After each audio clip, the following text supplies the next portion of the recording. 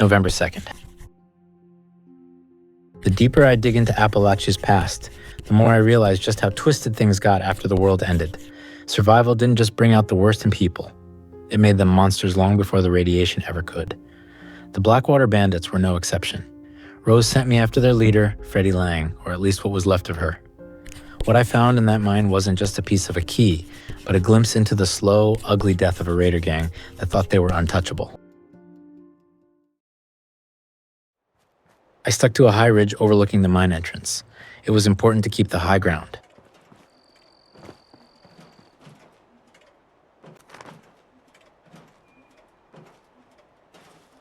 Below, I saw those grunting masked creatures. The same miner-clad monsters I fought in the ash heap wandered the area. I kept my distance, picking them off one by one before making my way down to a side entrance of the rusting metal structure that housed the entryway to the mine.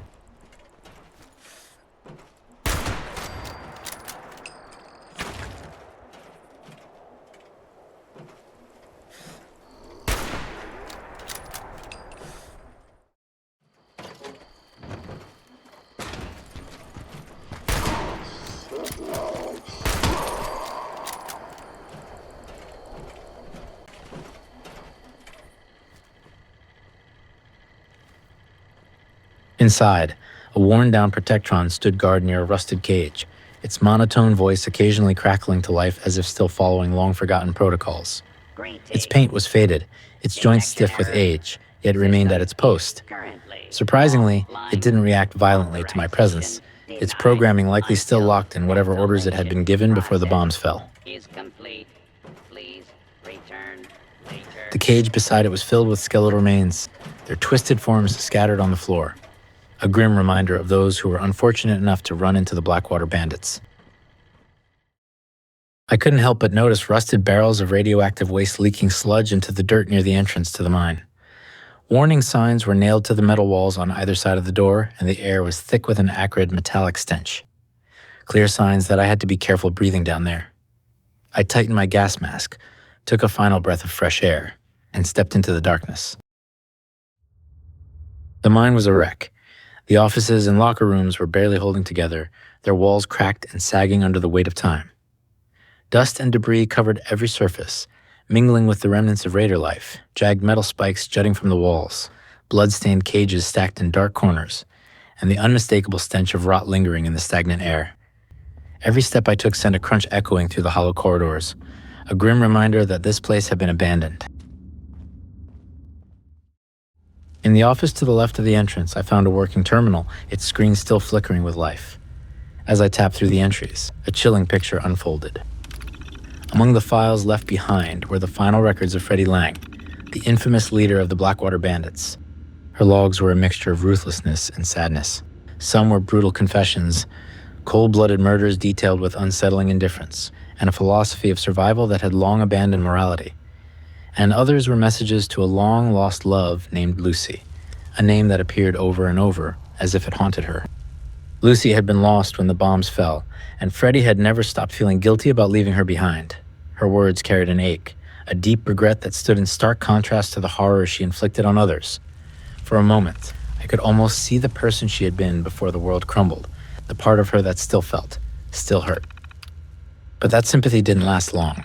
The cages outside, the bones scattered through the mine, the suffering left in her wake. They were reminders that whatever good she once had, she had buried it beneath cruelty long ago. As I read the most recent entry, I started to learn what had happened to the bandits that once lived here. A sickness had spread through the gang, but it wasn't until much later that they discovered the cause. One of her men had messed with one of the pre-war machines, unleashing radiation into the mine. By the time they realized, it was too late. Some escaped, but Freddie. Her last entry suggested she never made it. I pushed deeper into the mine, the air growing thick with the stench of decay and radiation. The walls were adorned with remnants of the raiders, metal and wood barricades, bones scattered across the dirt, severed heads mounted on spikes, staring blankly at me as if they were accusing me of being another unwelcome intruder. I came across the bodies of dead miners just past the raiders' barricades. It seemed like the fight outside wasn't the last time I would face them today.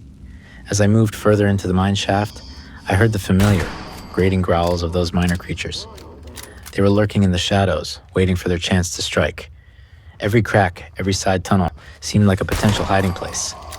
I knew I couldn't rush this. One wrong move and I'd be swarmed.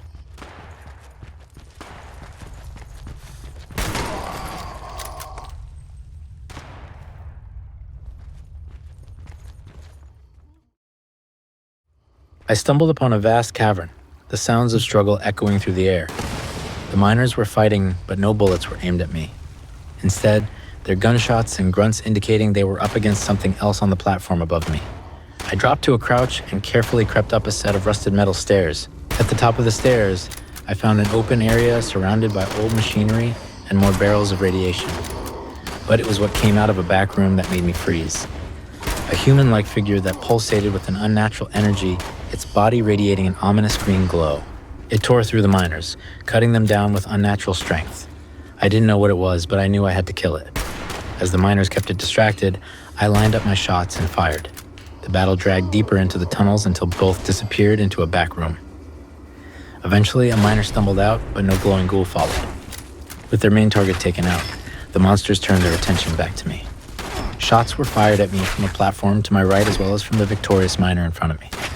I was forced to retreat to a safer position before picking them off one by one.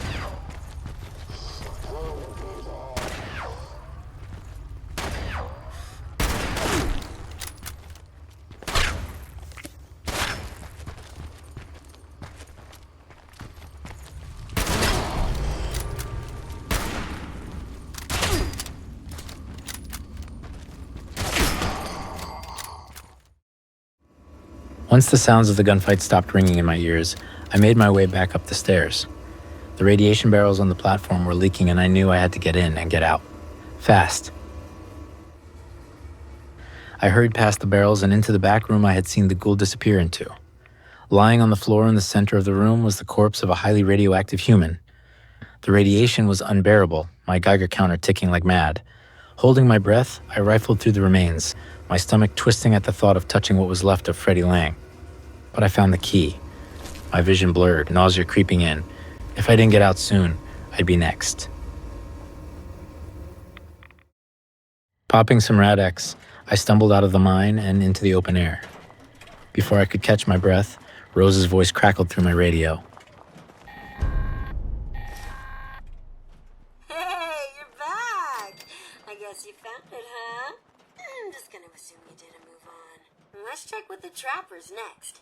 They had a camp out near the Devil's Backbone, so they could keep an eye out along the road from the southeast. We never did find out what happened to them. We were spread pretty thin by the time they disappeared. Someone or something probably got to them.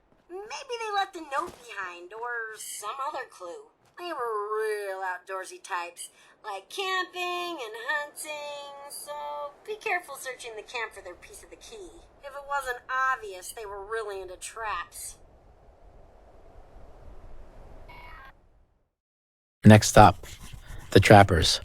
Of all the raider gangs, they were the least repulsive. They still raided and killed, but at least they didn't eat people. I knew I needed rest before I could continue. I still felt sick from the radiation, and the longer I let it linger in my body, the worse off I was. I set up my camp, putting enough distance between me and the radioactive mine. It gives me time to write this as I let the Radaway work its magic, and this purified water has never tasted so good. My mind keeps drifting back to Freddie. The radiation had slowly eaten away at her, turning her into that sickly green glowing monstrosity. Yet her gang had stayed in the mine for months, completely oblivious to what was killing them. They had all felt the effects, even losing their hair and their skin peeled. Yet they stayed in a mine with signs everywhere of the dangers they faced. Were they really too focused on survival to notice the poison that was slowly killing them? The knowledge I learned in the vault may not have prepared me for everything, but at least I learned not to stay near radiation like that.